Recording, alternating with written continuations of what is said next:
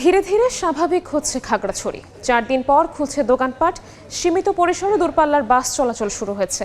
বিস্তারিত জানাতে খাগড়াছড়িতে আছেন রিপোর্টার জিতেন বড়ুয়া। সরাসরি যাচ্ছি তার কাছে।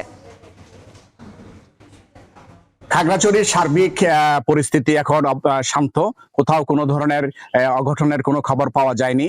গতকাল রাত 10টার দিকে যুগ্ম ছাত্র জনতা তাদের এক সংবাদ বিজ্ঞপ্তির মাধ্যমে আজ গতকাল রাত 11টা থেকে আগামী 5 অক্টোবর পর্যন্ত শারদীয় দুর্গা উৎসব এবং প্রশাসনের সাথে তাদের উত্থাপিত 8 দফা দাবি মানার কারণে অবরোধ প্রত্যাহার করে নিয়েছে।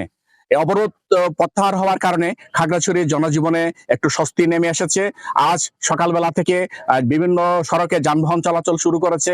শ্রমজীবী মানুষরা তাদের কাজে যোগদান করেছে।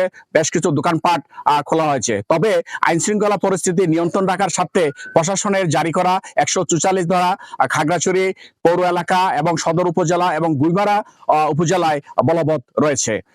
আজ খাগড়াছড়ি রিজিয়ন কমান্ডার খাগড়াছড়ি শ্রী শ্রী লক্ষ্মী নারায়ণ মন্দির দুর্গোৎসবে সাংবাদিকদের জানান পরিস্থিতি উন্নয়ন হয়েছে। সার্বিকভাবে জনসাধারণের নিরাপত্তার জন্য সেনাবাহিনীর সদস্য, বিজিপি, পুলিশ, আর্ম পুলিশ ব্যাটালিয়নের সদস্যরা খাগড়াছড়ি জেলার বিভিন্ন অঞ্চলে তারা নিরাপত্তার দায়িত্ব পালন করছে। যতক্ষণ না পর্যন্ত পার্বত্য এ জেলায় একটি স্থিতিশীল পরিবেশ সৃষ্টি না হবে ততক্ষণ পর্যন্ত নিরাপত্তা বাহিনী তাদের দায়িত্ব পালন করে যাবে এবং জানমালের ক্ষয়ক্ষতি যাতে না হয় সে ব্যাপারে সজাগ দৃষ্টি রাখবে। ইতিমধ্যে জেলা প্রশাসক 5 সদস্য বিশিষ্ট একটি তদন্ত কমিটি গঠন করেছে।